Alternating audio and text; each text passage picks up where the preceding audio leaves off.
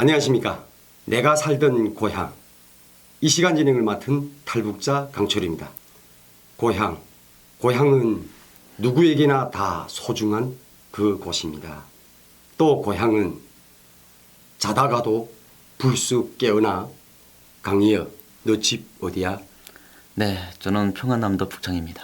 네, 바로 이것이 죽어도 잊지 못할 내가 살던 나의 고향입니다. 이 시간에는 강희혁 씨를 모시고 탈북 전 북한에서의 추억에 대하여 이야기 나눠보려고 합니다. 안녕하십니까? 네, 안녕하세요. 네, 먼저 자기소개 부탁드립니다. 네, 저는 2013년도 10월에 이제 북한을 탈출을 해서 그해 12월에 대한민국에 입국한 강리혁입니다.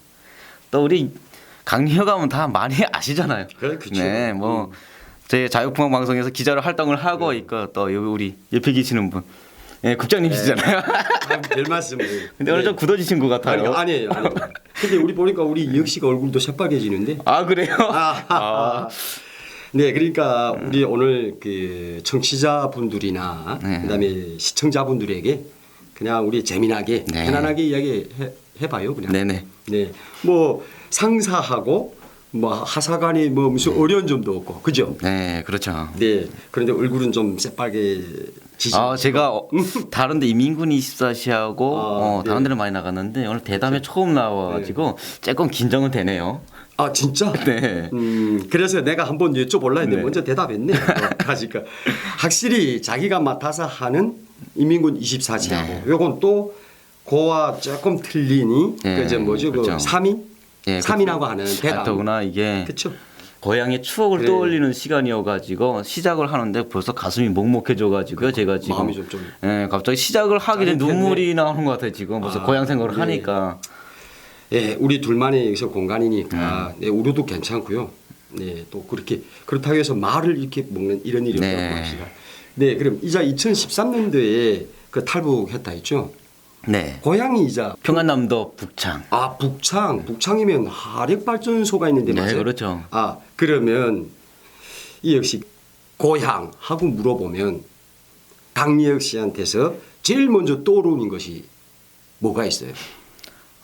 저는 고향하게 되면 좋은 추억도 많지만 네. 사실 가슴 아픈 추억이 제일 먼저 떠올라요. 저는. 네. 왜냐하면 이제 화력발전소가 있다고 했는데 그 화력발전소를 돌려가지고 실질적으로 평양을 비롯한 많은 도시들이 전기를 봐요. 그런데 그 화력발전소 기계 설비가 너무 열악해서 거기서 목숨을 잃는 분들이 수없이 많거든요. 네. 그리고 제가 저는 북한에서 이제 김일성 그 시기, 김정일 시기, 현 김정은 정부까지 다 겪고 나왔는데 제가 어릴 때의 고향 군대 나가기 전까지죠. 네, 그죠. 예, 그때는 이제 고난이의 행군이라고 해가지고 북한에서 94년도. 그렇죠. 제가 한 12살이었대 나이 때거든요. 네. 이거 말하자니까 벌써부터 이게 제가 말문이 막혀가지고. 그래도 네. 릴렉스 좀 진정하면서 이야기하십시오. 네, 처음부터 눈물을 사실 네. 저희 고향에서 저희 집 하게 되면 그래도 좀 부유한 집이었어요. 잘 사는 층. 네, 그렇죠. 네. 그 마을에서는 최고로 좀 잘 산다. 네. 10살 정도까지 저희 집에서 실질적으로 뭐 이 밥도 먹기 싫어서 안 먹을 정도로 제가. 잠시만요. 좀 쉬었다 가겠는데. 네. 뭐라고요? 그게 몇 년도라고요? 그게 아마 93년도쯤 될 거예요. 고난의 행군 시작하기 네, 전이네. 그렇죠. 그때까지만 해도 저희 궁금하네. 어머님이 네. 왜냐하면 저희 부모님이 다른 사람들 장사를 안 할 때 저희 부모님 90년도 때부터 장사를 했어요. 그때 장사한 분이 별로 없었어요. 그죠. 네, 그래서 정말 괜찮게 살다가 이제 고난행 94년도에 들어서면서 저희 집도 이제 타격을 받기 시작했죠. 아버님이 장사를 하다가 이제 망하고 뭐 이렇게 하다 보니까 남들한테 돈도 빚지고 하고 최고로 이제 가정 타격이 받은 거는 뭐였냐면 아버지가 북창 화력발전소에서 사총 위원장이라는 직업을 가지고 일을 했어요. 화력발전소에서 사료청 예, 그러면 청년들의 대장이죠, 결국. 아니 대단하네 그러면. 네, 근데 그렇게 열심히 일을 했는데 아버지가 입당을 못했어요. 왜요?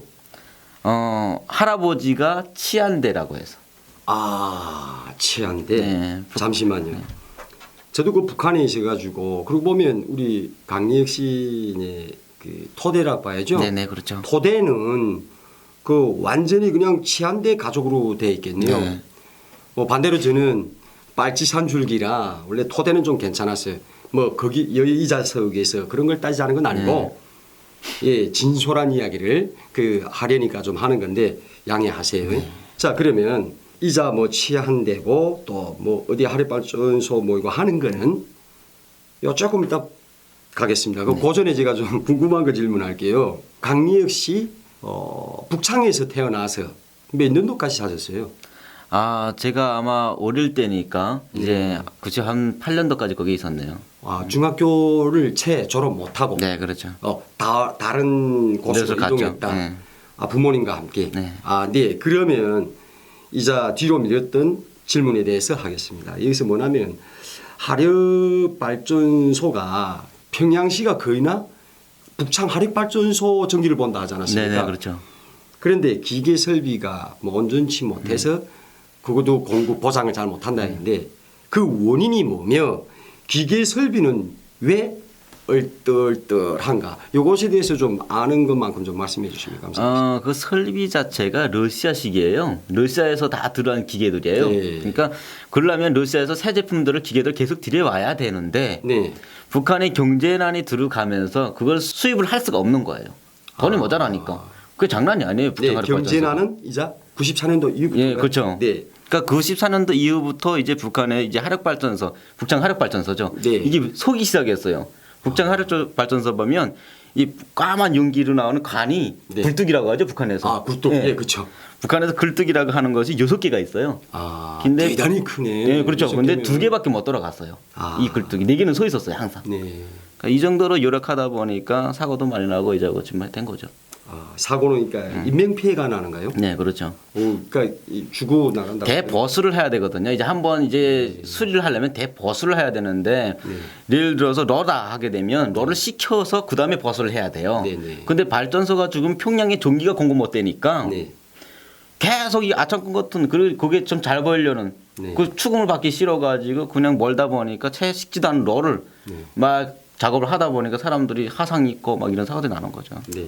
자, 그러면 강리혁 씨네도 뭐 부유한 층에서 살다가 요 고난의 행군이 94년도 네, 시작하잖아요. 그렇죠. 그때부터 화력 발전소도 똑같이 6개 중에 2개만 네, 가동했다잖아요. 그러니까 아버지네, 그러니까 이혁 씨네도 조금 하강선을 껐나요? 그러니까 그게 하강선을 그은 게 네. 이제 제가 좀 전에 이야기하다 끊어졌는데 네. 뭐냐면 아버지가 이제 치안대라는 할아버지가 그죠. 치안대라고 뭐 우리 여기에 보시는 우리 남한의 이제 시청자분들 아시겠는지 다 아시겠지만 그렇죠. 저희 할아버지가 조국 해방 전쟁 때 이제 대한민국 국군을 도왔대요. 국군을 도와서 쌀창고 경비도 서시고 이것이 제기되면서 이제 한국을 못 들어왔죠. 할아버지 못 들어오고 북한에 있다 보니까 정말 반당판 혁명자랑 같은 거죠. 네. 토대가 나빠서 아버지 입당을 그렇게 열심히 했는데 입당을 할 수가 없는 거예요. 근데 네. 갑자기 제가 어릴 때인데 네. 아직도 생각나는 게 뭐냐면 아버지가 술이 막 취해가지고 들어간 거예요. 그러더니 혹시 그때 몇 살쯤 돼요? 제가 그때 아마 9살. 기억이 좋으시네. 근데 막 통곡을 하는 거예요, 아버지가. 아버지가. 응. 어머니가 막 왜 그러냐고 그러니까 아버지가 입당을 하게 됐는데 네. 그 초급당 비서라는 작자가 네. 아버지 대신에 다른 사람을 입당을 시킨 거예요.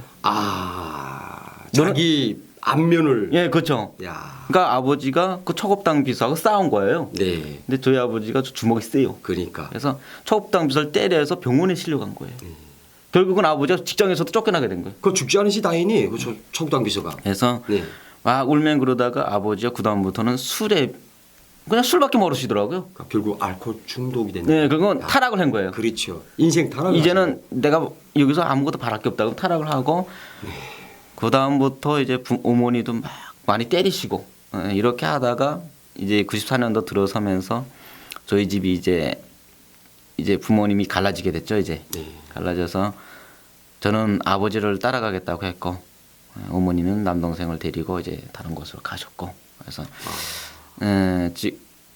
참 그때 먹고 살겠다고 제가 아픈 추억만 있다고 했잖아요. 네, 그렇죠. 먹고 살겠다고 정말 이삭주의를 하고 막 8kg, 10kg 되는데 이제 탄 겨울이 되니까 뗄 게 없잖아요. 네. 그래서 철길에 가서 탄을 막 줍는 거예요. 그렇죠. 주어서 한 40kg를 거의 12살 제 어린 나이에 지게 되면 40kg 되는 거를. 네. 정말 허리가 구부정해가지고요. 제대로 걸을 수도 없어요. 배도 고프지, 무겁지. 그걸 가져와서 이제 탄을 찍는데 석탄을 한 자루에 보통 30대 정도가 나와요. 네. 근데 북한의 석탄이 한 톤에서 한 350대가 나오거든요. 그걸 저다가 이제 몰동 준비를 했거든요. 끝내 아버지는 이제 술 때문에 돌아가시고. 아, 참 우리 그 이혁 씨 말을 들어보면 정말 슬픈 가정이죠. 네. 오늘 00년이 그냥 방송에 출연하셨다가 또 그 가슴 아픈 상처를 그 헤쳐놓은 건 아니죠. 네. 그런데 제가 우스갯소리는 아닙니다. 그런데 이런 거는 조직에 왜 제때 상세하게 보고해야 되는 거 아닙니까? 제가 이게 너무 네. 가슴이 아파가지고 사실 그러니까. 방송을 많이 탔지만 네. 제 사적인 생활에 가족적인 이야기를 한 적이 단 한 번도 없어요. 근데 네.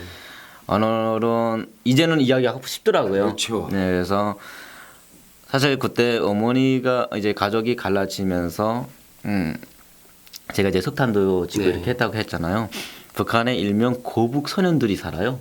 아마 고북 소년이라면 들어보신지 모르겠지만, 아, 저는 처음 들어봅니다. 그렇죠. 네. 그러니까 우리 이제 북창 쪽에 보면 대동강이 흘러요. 네. 대동강이 쫙 흐르는데 이제 자동차 주부 있잖아요. 네. 자동차에 보면 이제 타이어에 보기도 안 하게 북한은 주부가 네. 있잖아요. 튜브.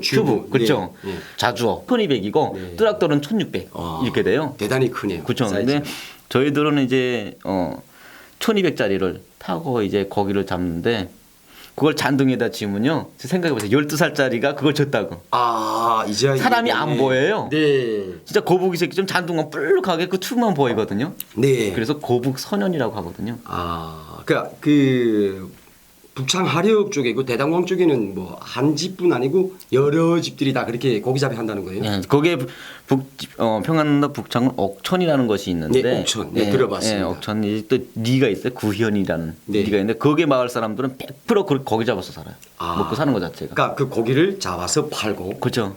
와, 그 내륙 쪽에 특히 평안남도는 그 민물고기, 잉어, 붕어, 네. 가물치 뭐 이런 거로 해가지고 장사를 해서 잘, 예, 잘 먹고 예, 사는 되게- 건 아니고요. 예, 잘 먹고 나는데 풀칠해도 좀 하죠. 12살에 그런데 거기를 잡는다는 게 사실 쉬운 일이 아니거든요. 아, 우리의 이혁 씨가 그랬다는 네, 거죠. 제가 아, 12살에 보통 이제 북한에서 여가지고 보니까 이거 새빨간 건데 이거 우리는 메기요 뭐 하는데 북한은 쏘로 메기 이런 식으로 네. 이야기를 해요.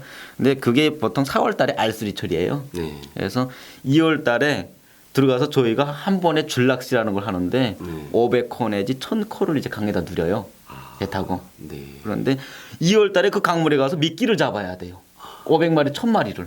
추운 겨울에. 네. 그러면요 선이 꽝꽝 온다니까요 이게 네. 발이 다 얼고 그걸 집에 와서 다 일일이 껴가지고 이제 쭉 누려놓잖아요 강에다. 네. 그러면 집에 들어서 편히 또 자고 싶은데 잘 수가 없어요. 왜? 도둑놈이 너무 많아가지고 그러니까요. 그거 늘어난 걸 밤에 다 또 가져가요. 그러니까 군무를 써야 돼 경비. 그렇죠. 밤에 나가서 경비 서고 아침에 강물에 들어가서 이제 그 줄낚시라는 거 잡아당기다 보면 선이 깡깡 얼어가지고 네. 조금 당기다가는 찬물에다 손을 넣고 다 녹이고 그렇죠. 또 당기고 또 녹이고 참 네. 그렇죠. 가슴 아프네. 제가 여기서 제일 더 묻고픈 거는 물론은 이혁 씨나 나 가정사보다 나보다도 다른 분들이 가정사도 다 갖겠지만은 오늘 이게 단도직입적으로 둘이서 방송으로 대화를 하면서 듣어보니까 제 가슴이 아파요. 뭐냐면 나는 이 종이장 하나 통일지었던 것이 찢어지고 몸이 갈라지고 친구가 헤어지고 정말 싫습니다. 이 역시도 같겠지만은 기본 물어볼 거는 더 깊이는 안 되겠지만은 아빠하가 엄마하가 갈라졌죠. 이 역시 집에서 몇 번째? 제 맞이죠. 아, 맏아들이죠. 맏아들은 엄마를 따라갔고. 아니요 저는 아버지. 아까는 왜 아버지를 제가 잘못 들었네. 네, 아버지를 선택할 수밖에 없었냐면 그렇죠. 어머님이 사실은 동생을 데려가면서 저보고 가자고 했어요. 네. 왜냐하면 너 여기 있으면 죽는다. 네. 가자 엄마하고 그랬거든요. 실질적으로 그때는 어머님이 돈도 많이 버실 때고 어머니 따라가면 제가 잘 산다는 건 저는 알아요. 네, 아버지가 그렇죠. 왜 아버지는 타락을 해가지고 술밖에 모르니까요. 그냥 매일 아침에 깨나서 저녁에 잠잘 때까지 술만 먹고 살았으니까 그 아버지한테 떨어지면 제가 먹고 먹여 살려야 되잖아요. 그런데 그때 생각에 어떤 생각이 드냐면 그래서 북한에서 흔히 뭐 아들은 아버지를 따라간다 뭐 이런 이야기를 하잖아요. 그렇죠. 아버지가 내가 떠나면 죽겠구나라는 생각이 들더라고요. 그래서 어머니 보고 어머니 저는 아버지와 같이 있을게요. 제가 저까지 가면 아버지 죽습니다. 최고. 네, 그래서 떨어져서 이제 근데 막상 그렇게 이야기하고 떨어졌는데 제가 아직도 잊혀지지 않는 게 그때가 9월 13일이었어요. 어머니가 떠난 네. 날이. 집안에 옥수수 5kg밖에 없었어요. 네.